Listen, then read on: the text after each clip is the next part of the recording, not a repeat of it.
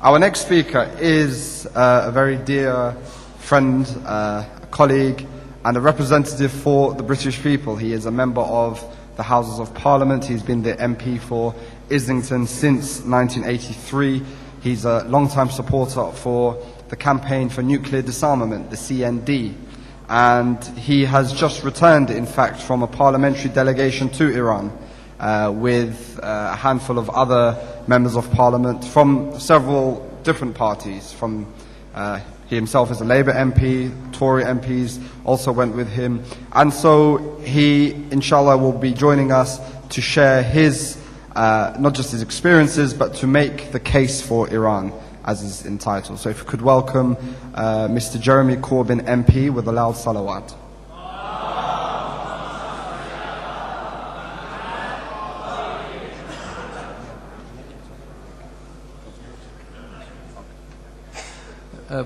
Good afternoon, peace be with you.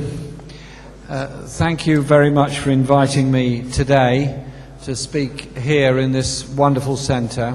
I have been here before, and I think it's wonderfully sited at the border between wealthy Westminster and Kilburn. It's absolutely brilliant the way this centre acts as a bridge between two parts of London. And it's a great honour to be able to come here today and speak to you, and I will be as brief as I can, and our chair is going to ask me to cease in good time so we don't run too long.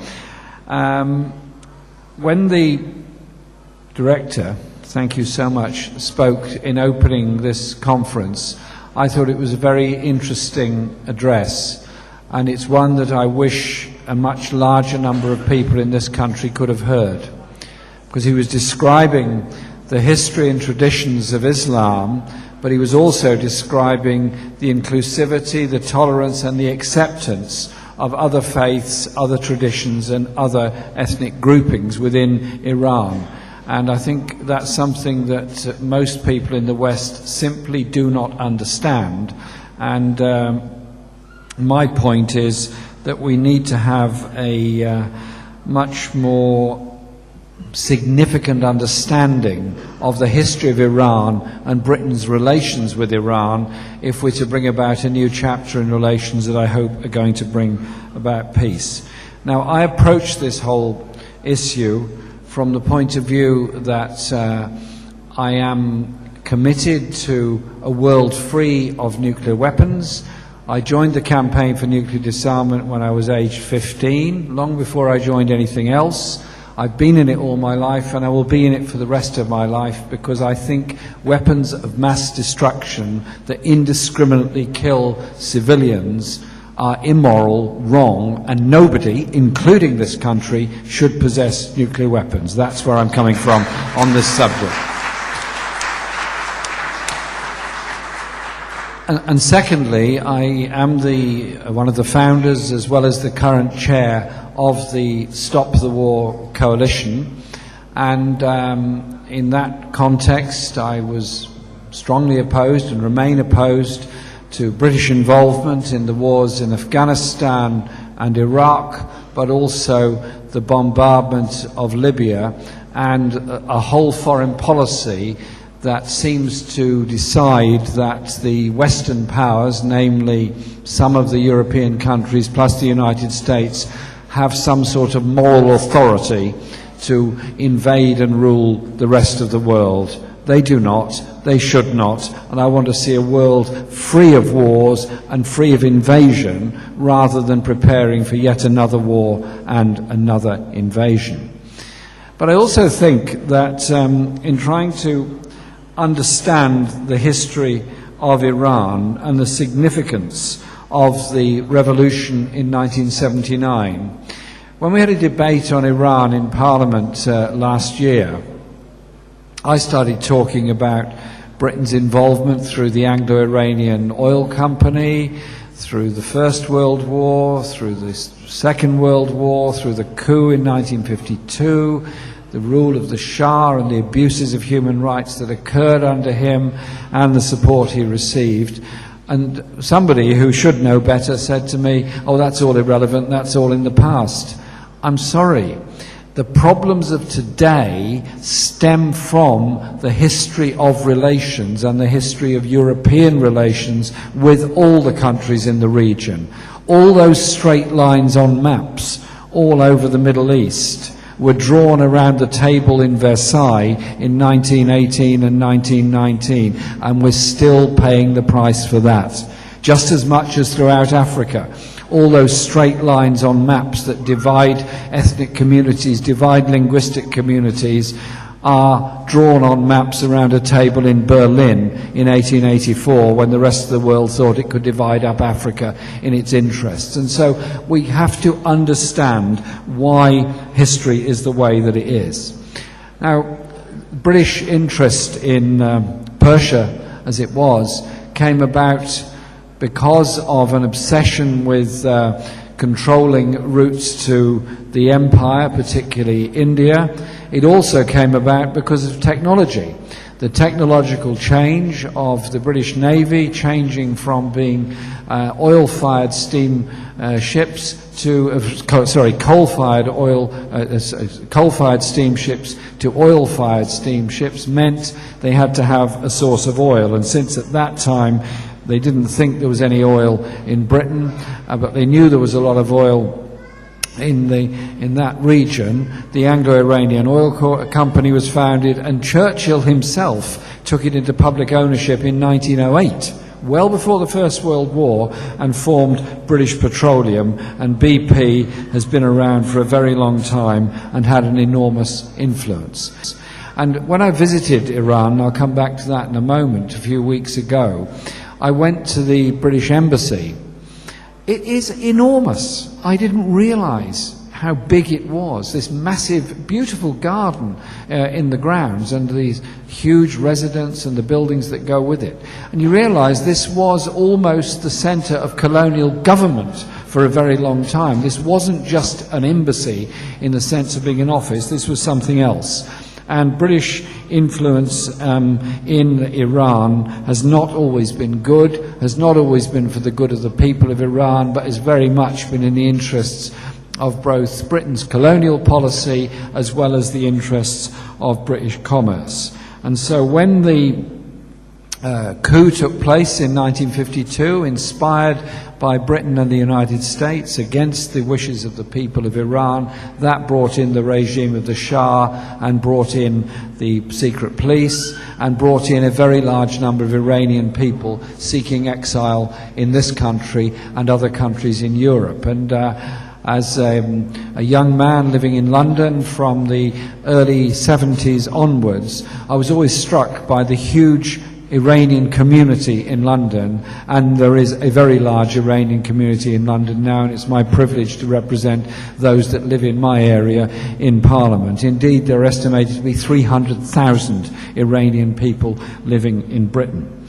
And so we then had the isolation of Iran, we've had the sanctions against Iran, we've had the military threats against Iran, we've had the demonization of Iran, and we had the horrors of the Iran-Iraq war, when the West poured arms into Iraq, and that war cost 500,000 lives and a great deal of devastation. And who benefited from that war? Mainly those that supplied arms and weapons to both sides in that conflict. And I was one of the very few people in Parliament in the 1980s to raise the question of the use of chemical weapons, to raise the question of what happened in Halabja, and to raise the question of the arms supplies that were going to Iraq, despite the record of Saddam Hussein and others in Iraq. And I was told by a number of people I shouldn't be raising these issues because it was damaging to Britain's interests. I'm sorry, it's not a question of what you perceive to be Britain's commercial interests are, it's a question of what you perceive to be the best route to achieve peace and understanding in the future is, and I do not believe supplying weaponry is the way to bring about that peace and understanding in the future. And so we've had then the issue coming on, I'll be brief on this, coming on has been Iran's development and future. Now, I come at this perspective on the nuclear issue as being, A, somebody that is totally opposed to the existence of nuclear weapons of any form by anybody, and secondly, I am not personally a supporter of nuclear power because I think there are huge problems about disposal of nuclear waste and the safety issue. But I recognise in international law it is perfectly permissible for any country to be a civilian nuclear power, in the sense they can enrich uranium in order to generate electricity from it, because it requires a heat source to generate electricity. I recognise that. I also recognise that Iran was and remains and intends to remain a signatory to the Nuclear Non-Proliferation Treaty. The Nuclear Non-Proliferation Treaty has two fundamental parts to it. The first is that all those who sign it who do not possess nuclear weapons at the time of signing agree they will never possess nuclear weapons. Secondly, and this is the part that's often forgotten, the 5 declared nuclear weapons states, Russia, France, Britain, China, and the United States, also agree that they will take steps towards disarmament and will not encourage nuclear weapons in any other state. There are two parts to this treaty, and I have attended numerous nuclear non-proliferation treaty review conferences and preparatory committees for those review conferences, and at the last but one conference there was an agreement that there should be a convention on a nuclear weapons-free Middle East, to which obviously Iran and the other countries would come, but Israel, as the only state in the region that has nuclear weapons, that is not a signatory to the Nuclear Non-Proliferation Treaty, would also attend. The failure of the Finnish government and the leadership of the NPT to organise this conference is in danger of damaging the whole process, and indeed Egypt walked out last year from the conference but not from the treaty. And so I think that the interesting events that have happened over the past 6 months provide us, and I'll conclude with this, with a period of great hope. One was the change approach by Britain to not getting involved in the war in Syria, and I was one that voted emphatically against Britain getting militarily involved in Syria, not because I want the war to continue, but because I want there to be peace, and I could not see how anything would be improved by Britain and America getting involved in bombing Syria. What we need is a Geneva II process with every country around the table, including Iran, in order to bring about, 1, a ceasefire, and 2, a permanent settlement, so we don't allow this dreadful war to carry on with the 2 million refugees, the 100,000 who've already died, and the devastation of so many people's lives. We need peace in that region, and it would not come about by yet more Western involvement. It will come about through a peace conference.